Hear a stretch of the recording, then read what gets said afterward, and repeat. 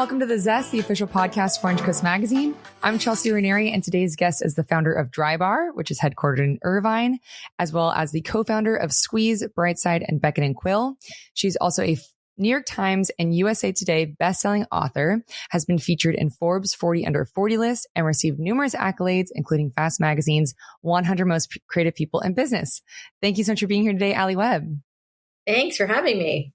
Of course. I got to listen to your episode on Jay Shetty's podcast, who I am obsessed with, and got to see him live last year. So I was so captivated by everything you had to say, and I'm just so honored to get to have you on. Oh, thank you so much. Yeah, he's awesome. I also am obsessed with him. He's so great. Yeah. So cool. So you're originally from Florida. What was it like growing up there? Well, I'm originally from New York, but I grew up in Florida. Yeah. But I spent my childhood in Boca Raton, Florida. And yeah, it was very humid there, and that I think really, it was like my hair was so wild when I lived there that I think that's really where the whole hair obsession really started for me. Yeah. No way. I heard on Jay Shetty's podcast that your first job was a receptionist at a hair salon. Yeah, one of my first jobs. My parents were entrepreneurs, so I had that experience that was just kind of baked in. But my first job outside of the family was working as a receptionist at a hair salon, which I totally loved because they would blow dry my hair for free, and it was such a perk of the job, and that the people, the stylists, I connected with so much, and I loved the whole atmosphere, and yeah, it was a great. It was definitely part of the seed that I think was planted for me, and that industry and loving that world. Obviously, I had no idea it was going to turn into Drybar and what it did, but yeah. Did you learn how to do blowouts at that salon, or had you known how to do it before? I mean, not really. I paid attention though, and I was so young. It was 16 or something, and I was fascinated by it. And when they would blow out my hair, I would definitely be watching and studying them. But I learned that you have to really practice it yourself, and it's a lot of repetition and a lot of practice that really kind of gets you to be good at it. I love, there's a thing Malcolm Gladwell says that 10,000 hours makes you an expert, which I now have, but back then I wasn't doing it. It was still kind of a mystery to me back then. Right. And so you eventually moved, I guess, back to New York City, and you were working in fashion. What drew you to that industry? Yeah, I always thought I would do something in fashion or hair, and I just was pretty lost out of high school and didn't really know what I wanted to do with my life. And so I was kind of trying on lots of different things. And one of those things was, working in fashion. And, while I was in those years of figuring it all out, and I loved fashion and I still do. And, I was a tomboy as a kid, but a very girly girl as, a young adult. And so I worked for Nicole Miller. I worked for Cynthia Raleigh, and this was 30 years ago. It was a long time ago, which is crazy. And I only can even remember that because I have a 19-year-old son, which is also crazy. So it was well before him. So yeah, and I thought that would be my path. I thought I'd do something in that world. I was, and then my brother and I moved back to South Florida and opened up Nicole Miller boutiques. We bought the licensing rights, and, at the ripe old age of 21 or 22, I found managing, 2 clothing boutiques for Nicole Miller. We bought the rights and realized that's not what I want to do. And that was actually when I went to beauty school right after that whole situation didn't work out. And I was the only thing that I really love, I thought I wanted to be in fashion, but I was I don't want to be managing a retail store. And not that there's anything wrong with it. It just wasn't the right path for me. And so that's when I was I think I'm going to go to beauty school because it's the only thing that I really love. And that relationship and that time with my brother was really tough, that it kind of propelled me into the decision to go to beauty school, which was, ultimately what I really loved, and then would lead to all sorts of great stuff. Yeah. And that beauty school, was that the Tony and Guy with Tony and Guy? That was like, I went to like a small beauty school that had like no name in Boca Raton, which I'm sure is not there anymore. But I did continuing education at Tony and Guy. Yeah. Over like the years and all that. Amazing. And you were a professional hairstylist for 15 years and then left the industry in 2005 to start a family. And then 3 years later, you started Straight at Home. Can you kind of tell me the story behind that? Yeah. I mean, I've been a professional hairstylist for a long time. And then I jumped around when I was in my 20s and did other things for a while, and then met my first husband and we moved to LA, and he worked in advertising. He's the creative genius behind Drybar. And oh, wow. Yeah, it was a family affair. And when I moved to LA, when I had my first son in 2005, the one who's 19 now, and I was, really happy and excited to be a stay-at-home mom and loved the, opportunity that I had to be home with my son. And then I had my second son, and it was so great. And I stayed home for 5 years, but I did start to kind of miss doing something for myself, and kind of got the bug to like go figure something else out. Because as much as I loved, and it was an honor, to stay home with my kids, there was just more that I needed. And so, I was trying to figure out like what to do at like a new mom pace. And because I had done hair now for so many years, I decided to start a mobile blowout business, which was called Straight at Home. And, the whole premise of it was like, because I had just moved to LA when I had my first son, and I only really knew moms, I was like, blow out your hair while your baby's sleeping and charge $40, and that'll be like my business plan. And it really resonated with women. And I started, running around LA, blow drying all my mommy friends for $40, and it was like 220s was easy. So that was like the business plan. That was it. Yeah. And I got really busy really fast. And that's when, that's when the kind of wheels started turning for Drybar, because I was like, it's interesting that so many women were wanting me to come to their house, but it was, the price point was good. I was pretty good at what I was doing, but I thought as I got busier and had to start saying no to so many of my mobile clients, I thought maybe I should open a brick and mortar, and instead of me going to them, they come to me. And so I went to my brother at that point and said, hey, I think I kind of want to try this, and he's a bald guy and didn't have any business in the hair business, but he was, we had always been really close, and we had worked together previously in the Nicole Miller days, and it didn't go well. Oh, right. It would turn out to be a really great learning for us, because we were able, to, we knew what didn't work from the previous time. So it was a very like cathartic thing to like start again. And because my brother's is such a smart business guy, but because I had so much experience in hair and he had more experience in business, it was like a really great partnership. And then Cam, my ex-husband, he was the creative genius behind all of it. So the three of us was like this perfect to start this. And, Drybar never would have gotten to where it did without the three of us. I mean, I get all the glory, but it was not just me, it was a team of people really, but my brother and Cam for sure were just as important. Definitely. I saw a video of you explaining that when it comes to business, you look for something that's not quite working and that you can make it better. How did you do this with Drybar?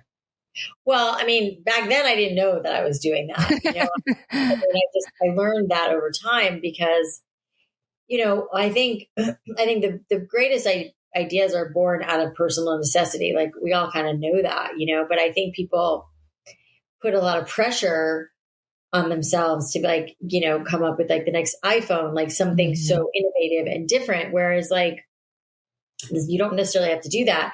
And, I wanted to start Drybar, for a couple of reasons. I mean, as a naturally curly hair girl, like I used to, beg my mom to blow out my hair or bring me to her hair salon, and it was expensive and, not accessible. And I think I didn't realize it, but I'd always like dreamt of a place like Drybar as a kid where you could go for like a pretty affordable blowout and it was going to be really good. And so I think I felt like there was an opportunity there. What I learned operating that business and what has been, kind of a North Star for me is like, as an entrepreneur, And, having had some success, like I walk into most places and I'm like, man, this could be so much better. Like why, what you probably saw, because I talk about it all the time, because I think that there's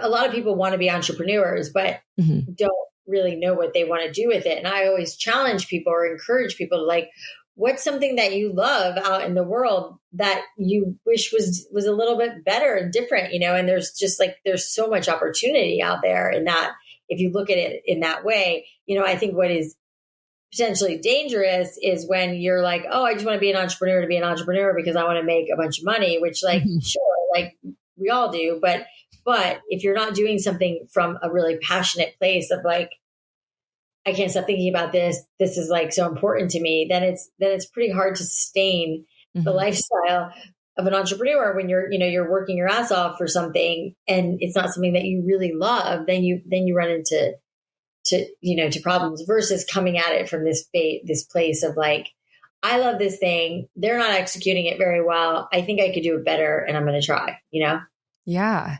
And I read that you and your husband put up your life savings to start Drybar. How did it feel at that moment?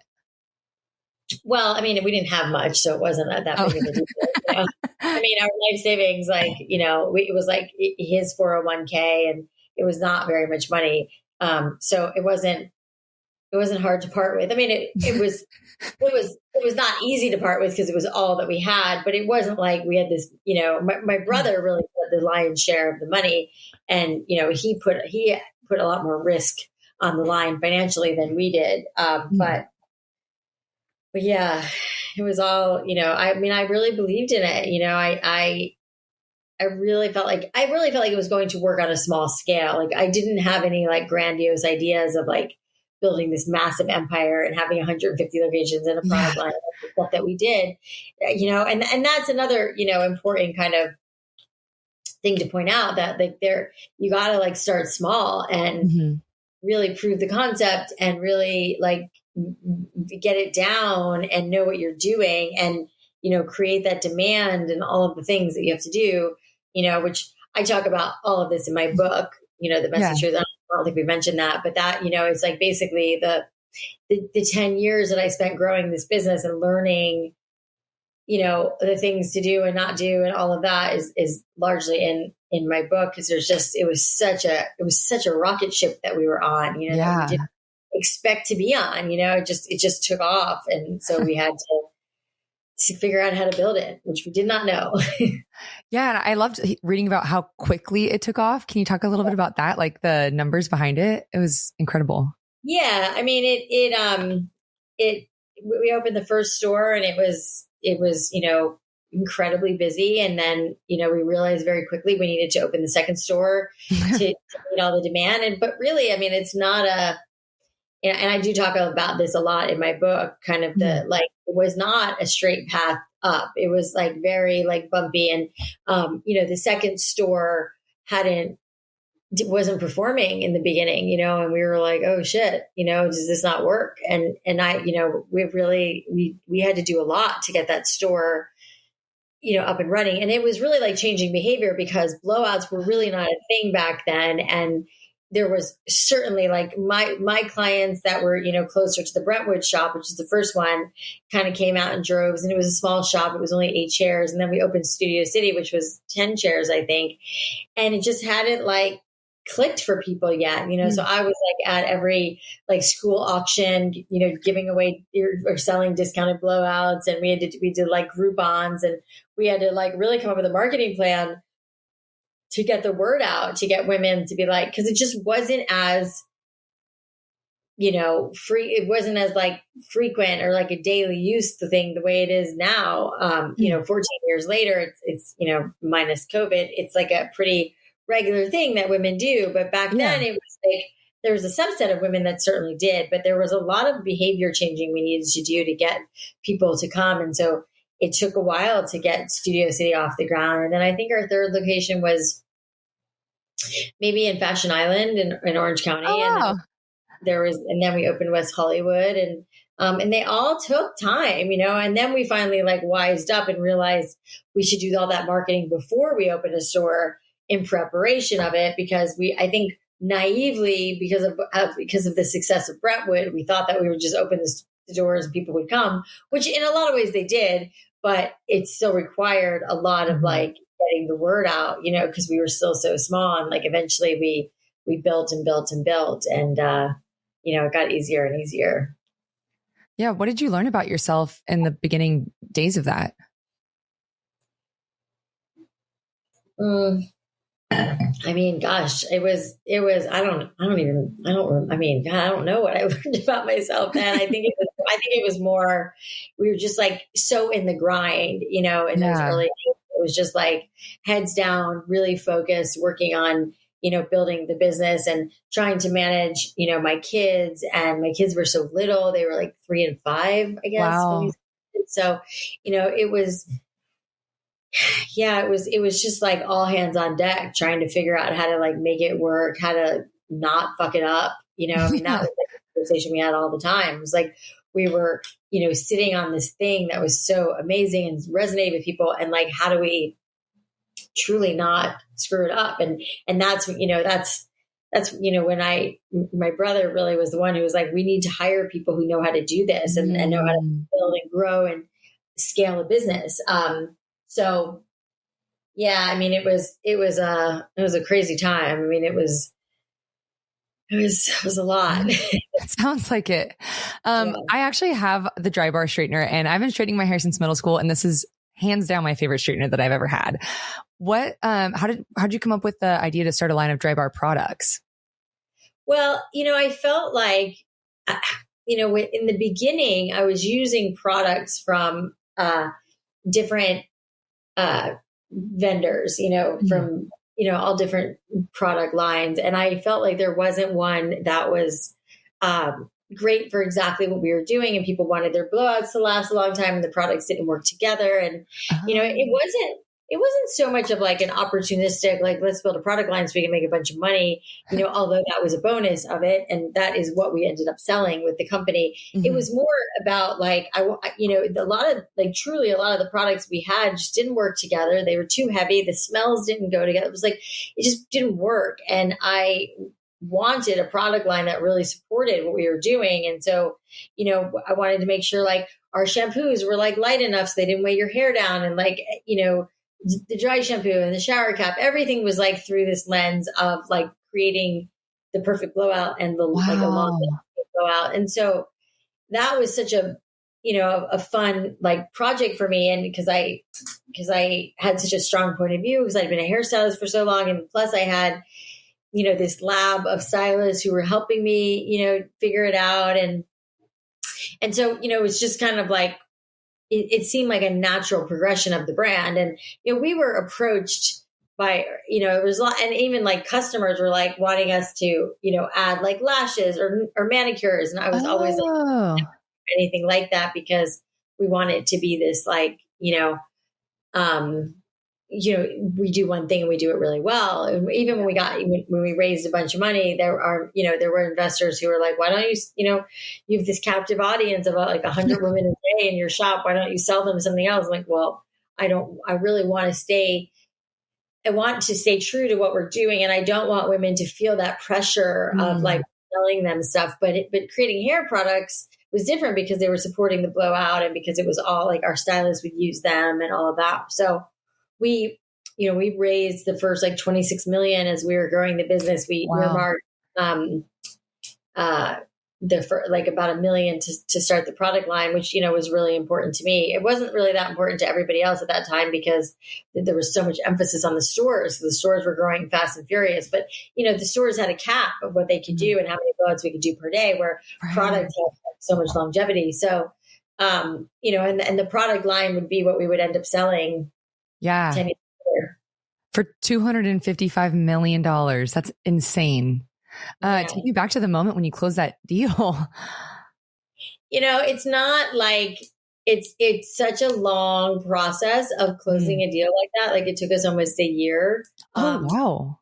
Yeah. And it was a really complicated deal because we had to separate out the stores and the product, and it was a messy deal.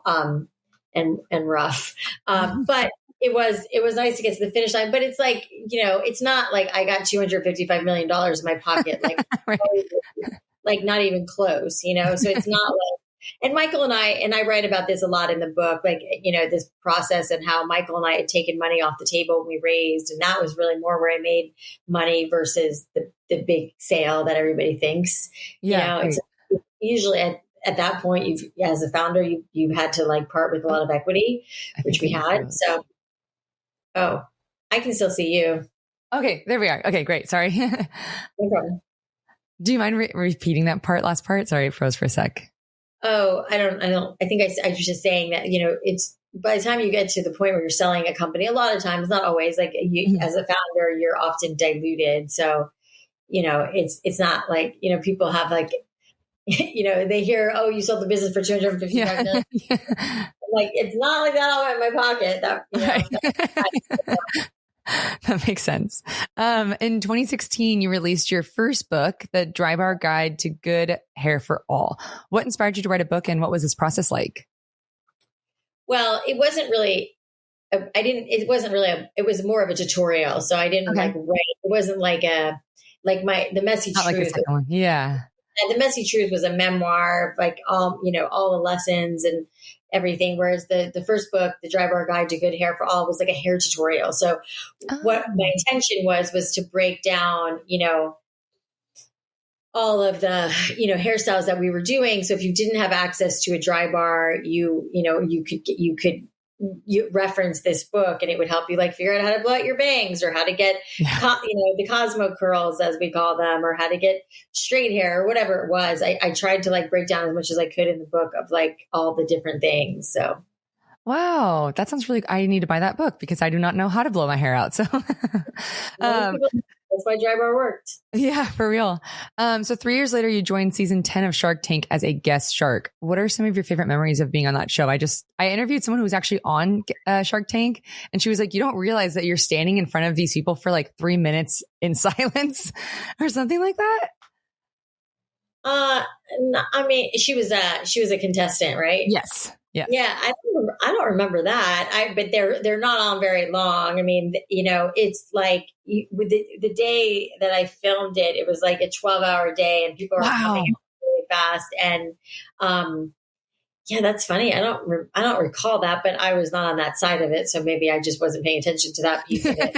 But no, it was a great experience. And the other sharks were, incredibly kind and generous. And, we had such a great time. And, yeah, it was a really fun experience. And, one of those like pinch me moments for sure, when I got a cold email from the showrunner, because I had been on the cover of Inc. magazine, and he saw it and he's like, we want more female guest sharks. And you'd be interested in doing it. And I was like, yeah, for sure. But I was also like a little like, kind of nervous, and, but they were like, listen, we want you to look good. Because I was like, you got to make me look good and sound smart. They were like, that's what we want too. So, and I went and spent some time there before, before the shoot, like a couple weeks before, just to see how the whole thing works. And yeah, it was super fun. Everybody was really great. It's such a cool show. Yeah, I love that show.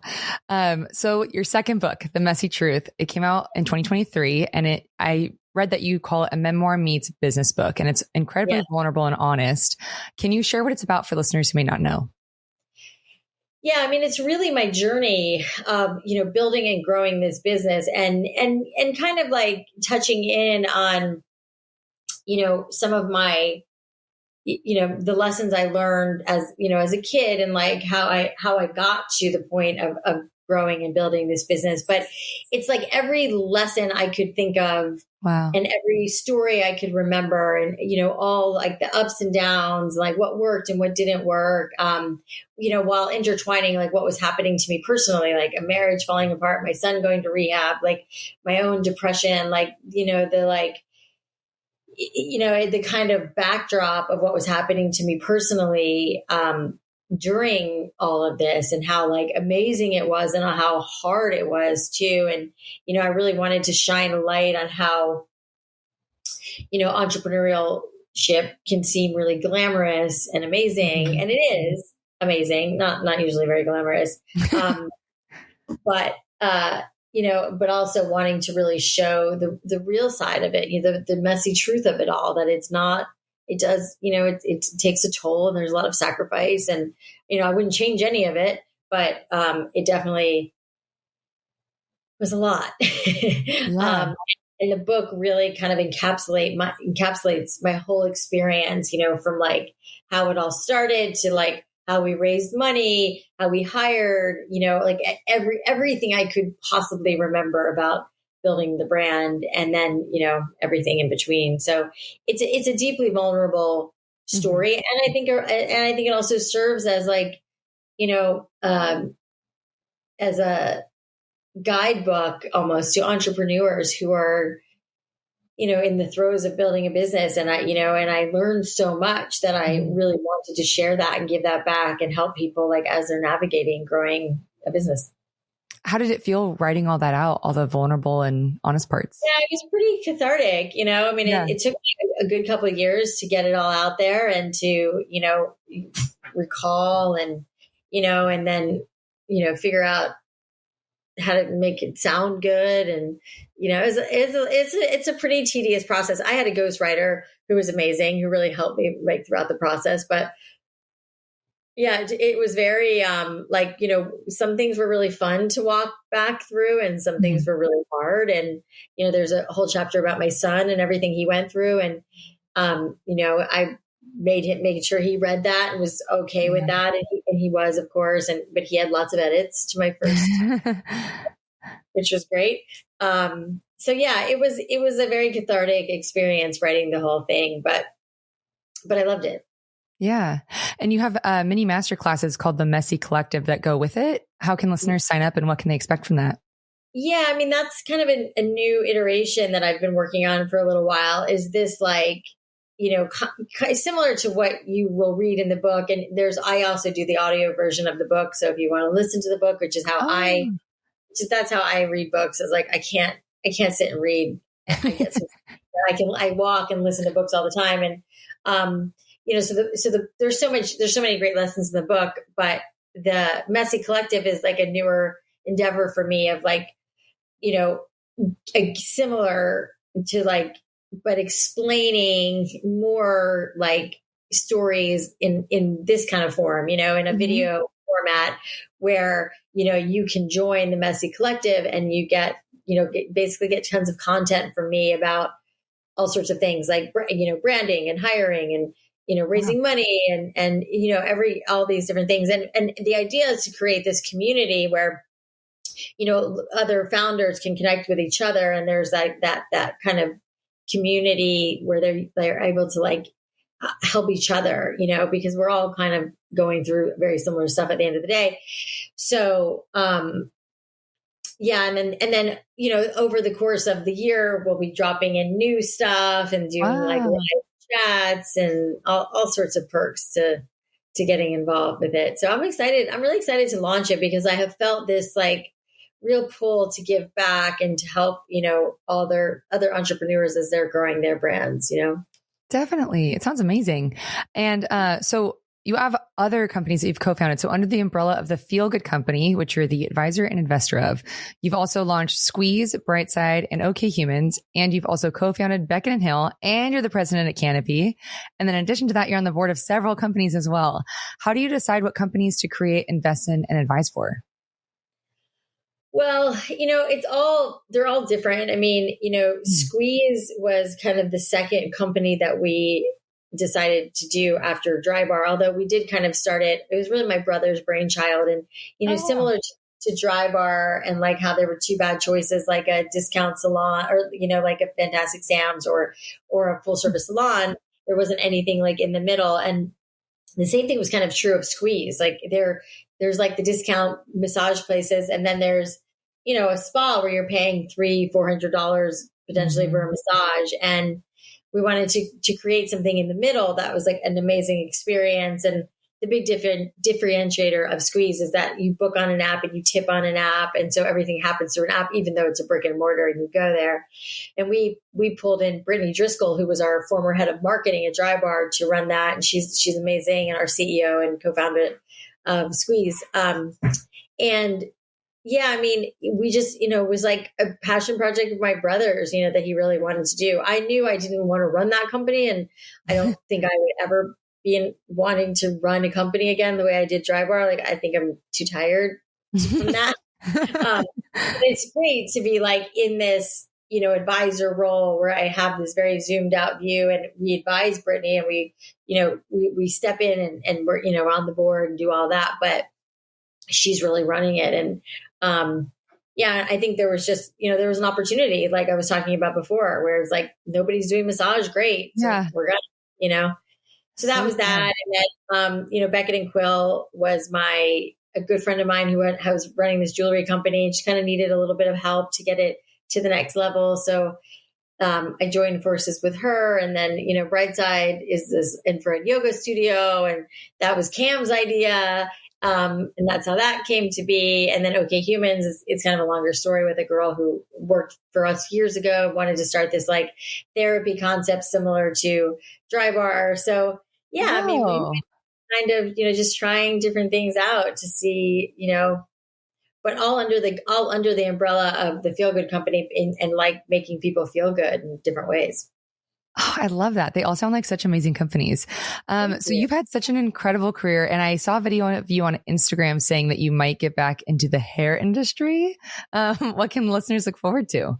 I might. Well, I can't say yet, okay. But I am working on something that I will probably announce probably towards the end of the year, but that I'm very excited about. Oh my God, amazing. Yeah. Well, we're coming to the end of our time. But before I let you go, I have 3 final questions for you that I call the Thoughtful 3. Okay. What advice do you have for someone who might feel burnt out?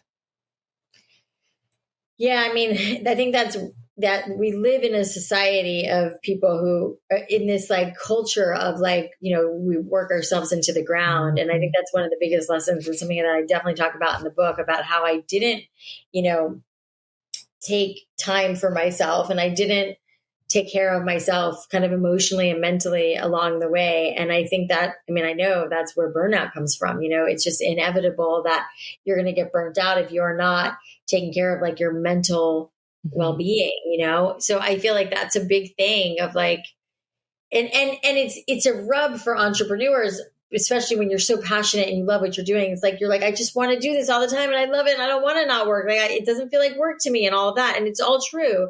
But there is like, you almost have to force yourself to like take a step back, like take time away from your phone, like leave it for a little while, like let yourself, calm down from it, that you're not constantly thinking about it. I think that makes you want to stay in it longer and really helps avoid burnout. And like, whatever that means to you, if it's like taking a nap in the middle of the day or getting a massage or whatever it is, like, I think we need to be better about giving ourselves permission to take care of ourselves more.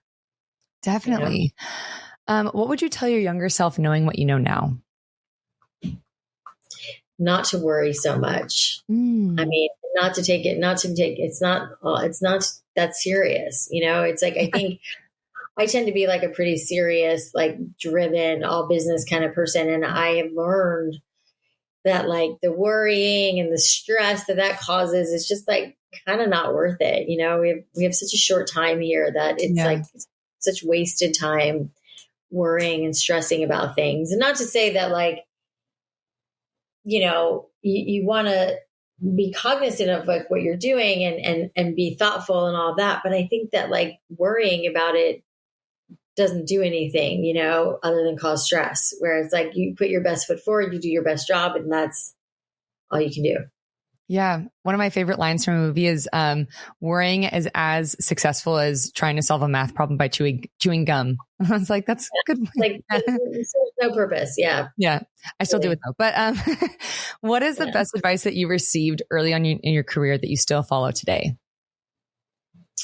Probably that feedback is a gift, that being open to feedback and being able to like really receive it and learn from it, it really is a gift. It hurts at first, and it stings when someone tells you they don't like something you're doing or saying or whatever, whether it's personal or about your business, but it's really great information and to know, and you don't have to listen or believe it. But, I think if you're open and you can like go inward and be like, maybe there is something to this, then I think it's really an incredible gift. Yeah, definitely. Well, thank you so much for doing this. I really appreciate your time. I loved learning about your story and getting to talk with you. Thank you. Thank you. So nice to meet you too.